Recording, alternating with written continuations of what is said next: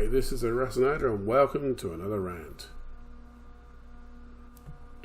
Well, the latest special for Doctor Who is coming up on us fast, and I've got to say my hopes are not particularly high. Now, I know a lot of people tend to turn around and say, oh, you don't like female stars, you don't like this, you don't like that, you don't like female heroes. That's actually not my problem.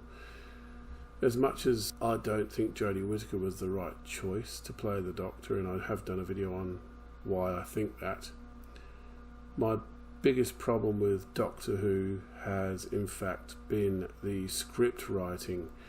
When they announced that there was going to be a female Doctor, my initial response was a very visceral no, and then I thought about it for a bit and I thought, well, hang on a second, to change genders, that just makes the Doctor more alien, it just makes the character more alien, so alright, let's see what they can do with it. And I was familiar with Chris Chibnall's history. I knew that he had done a great show in Broadchurch, I knew that he was a long-standing Doctor Who fan, so I thought that maybe Doctor Who is in safe hands. Here we are now, years on, and I've got to say that for the very first time, as long as I can remember, I think back 83 was when I first started being interested in Doctor Who, I have been skipping seasons of Doctor Who, just not been interested. And it's not because it's a female Doctor, it is down to the script writing. Now, back in Doctor Who's heyday, the script writers and the showrunner, Philip Hinchcliffe and the like, actually had a real passion for Doctor Who and had a real interest in the science and the universe behind it. But unfortunately, that hasn't carried through to the modern era. And we have a bunch of scriptwriters who have no interest in Doctor Who just want to get their names on a credit, who have no or very little science fiction genre experience. And this latest episode is just a perfect example of what goes on. But first, let's have a bit of a look at how Doctor Who's been performing. Well, there's no doubt the popularity of Doctor Who is declining. According to Doctor Who News, the average Doctor Who ratings in 1976 were 10.69 million. But wait, I hear you say, in 2009 it recorded an average of 10.7 million. I'm glad you raised this point. But you see, I'm not just looking at the viewer figures, I'm also looking at the percentage of population that they took up relative to the time. So in 1976, the population of the UK was 56.27 million. This means that on average, in 1976, 19% of the UK population were tuning in to watch Doctor Who. In 2009, the UK population was 62.28 million. Therefore, this average drops to 17% of the population, which is not bad. I mean, it's still nearly 20% of the population. However, in 2022, the population is 67.44 million.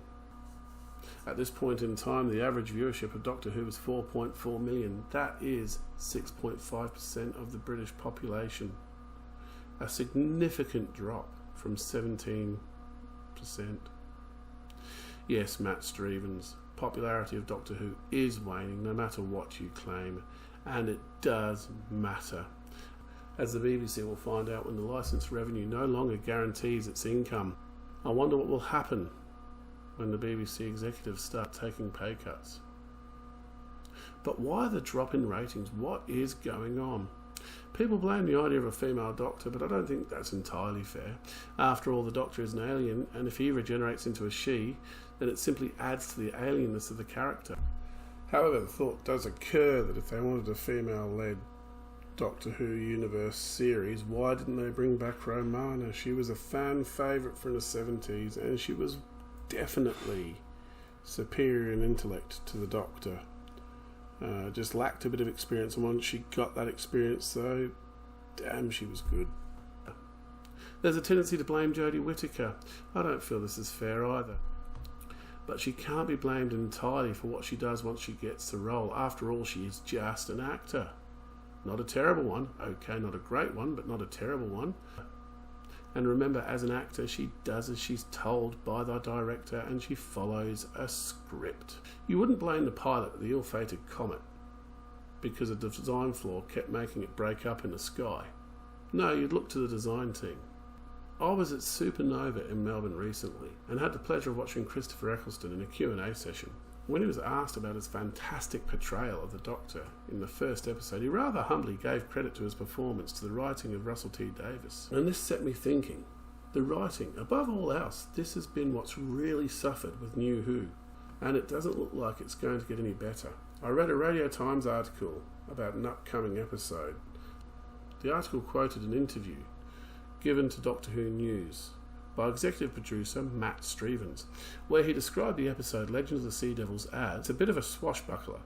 It's the last regular adventure before you go into the machinations of a regeneration episode. As I read the quote, I began to think to myself, swashbuckling science fiction show sounds complicated.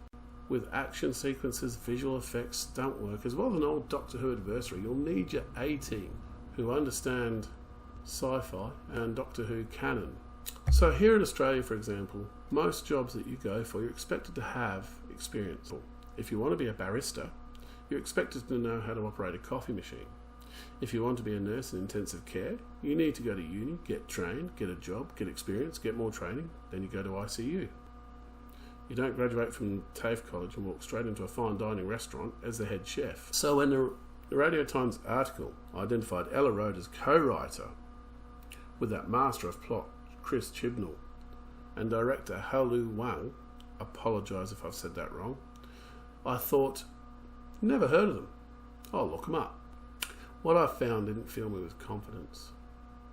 The Radio Times article said, Ella Road is a playwright and screenwriter who wrote Oliver-nominated play The Phlebotomist, later adapted for BBC Radio. She also wrote episodes of the upcoming Call My Agent remake and 10%. Now, Legends of the Sea Devil is important as it marks the first time a guest writer has written a special alongside Chibs. This is Rhodes' Doctor Who debut. So they give a debut writer a special to pen. I looked a little deeper into this. To start with, at the time of this rant's release, Rhodes' IMDb page shows mostly acting credits and one writing credit. This is 2 episodes of 10%, a British remake of a French comedy. I wonder how much of this was just editing a translation for an English audience versus original content. So she has this, but no sci-fi experience.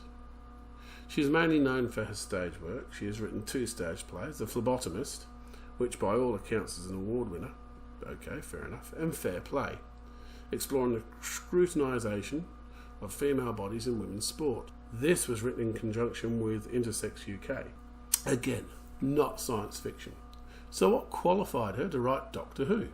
Now, I may remind you that Joe Hill, Stephen King's son, had penned a treatment with the assistance of Neil Gaiman. Neil Gaiman himself has 2 episodes of Doctor Who under his belt. The Doctor's Wife, a quirky and fun look at the TARDIS's personality, and Nightmare in Silver. Hill was knocked back by the BBC, who said to him, "We have never let an American write Doctor Who, and if we were going to, we wouldn't start with you." An embarrassing revelation for the progressive and open BBC, who want to give everyone a fair go, unless you're American. But with talent like this wanting in, why is the BBC hiring relative unknowns for one of its flagship shows? It makes no sense. The episode's director has only 7 short film directorial credits to her name, and there's no apparent science fiction experience or period drama or action in her resume. The 2 examples given in this article are The Pregnant Ground and Lao Wei. The Pregnant Ground is a 24-minute story about a woman after a traumatic stillbirth. The woman starts to believe the ground below her apartment has become pregnant. When talking about the conception of this idea, no pun intended, Wang said, "At the time, a lot of roadworks were happening around my apartment block. One day I was taking a walk and saw a group of men digging a raised bump open. I projected my obsession with maternity on that road bump. The road seemed pregnant. Suddenly it looked rather symbolic, like men intruding on a woman's pregnant body. It all started from there. The whole story developed quickly and organically after that. She also wrote Lao Wei, a 15-minute short about a Chinese woman trying to navigate across London with no English. Okay. Can't see the relevance to science fiction or Doctor Who with that, but okay. On a side note, the casting of this episode is interesting as well. I'm not going to waffle on about this, but when I looked it up on IMDb, for some reason Jodie Whittaker is in the all-episode cast section, not the main cast section. This episode seems to be led by the companions. I'm not sure what to read into that. Anyway, as time moves on and we approach the episode's release, I'm really hoping I'm wrong. I'm expecting this episode to be clumsy and like really bad fan fiction. I'm hoping that it's surprisingly good. And at Chibs, as his tenure as showrunner draws to an end, has seen the light and has chosen to entertain rather than to preach. But my hopes aren't high. History is not on Chibs' side. When the Chibs era ends, I'll be watching with interest what RTD can do to turn Doctor Who around. I think if anyone can, he can. His run had my favourite episode of the new era, Dalek, making the dusty old pepper pots dangerous again. But the themes explored, no spoilers. Go and watch it. I love Chris Eccleston in this as well. This is the episode where you learn the details about why the Doctor is alone, and the raw emotion displayed by the Doctor is... Go and watch it. So what does RTD need to do to turn Doctor Who around? Well, to my mind, he needs to retcon the Timeless Child story arc. This arc effectively made the Doctor invulnerable, therefore removing all stakes. All the Doctor has to do to save the day, no matter how dangerous it is go in, sacrifice themselves, regenerate, and become a different person. We know now the Doctor can't die. Therefore, when the Doctor comes into play, there's no stakes. I won't be on the edge of my seat thinking, could this be the final episode of Doctor Who ever? Because, no. Tectones fix that. The Doctor's unkillable. It doesn't matter what you do, they will always survive with a new regeneration. So what can RTD do? Maybe we could go back in time to where the 13th Doctor meets the Master.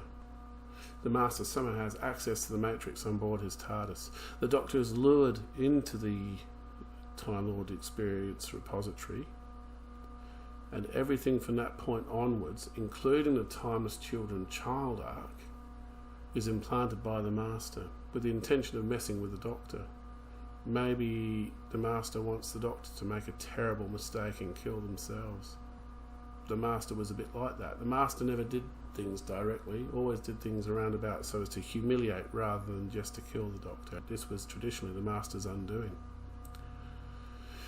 Perhaps the 60th anniversary special can be about how past Doctors come back to help 13 escape from the Matrix. For those of you who are not sure how powerful the Matrix can be, I recommend watching either the 4th Doctor's episode Deadly Assassin or the 6th Doctor's story arc Trial of a Time Lord. Both are great adventures, to my mind. Perhaps we could even bring back the Valeyard. You'll understand why if you go back and watch it, if you haven't already seen it. Anyway, this would neatly retcon the Timeless Children story arc, whilst being able to keep it in canon. Secondly, can we lose the Doctor's reliance on a sonic screwdriver? Originally, it was meant to be a device that allowed the Doctor to get out of locked rooms and open panels so they could fix wiring. Now it's a magic wand. The Doctor no longer needs to think their way out of situations. They just wave it and boom! The Doctor is more a graduate of Hogwarts than a Time Lord. Finally, I'd like to see what Jodie can do under Russell T Davies. Let's not get rid of her straight away. Can we keep her until halfway through the RTD return season? Give her a chance to prove to the world that with a good script she can be a good Doctor. Well, thank you for watching to the end. Please click and subscribe. I'm aiming for 1,000 subscriptions before I die.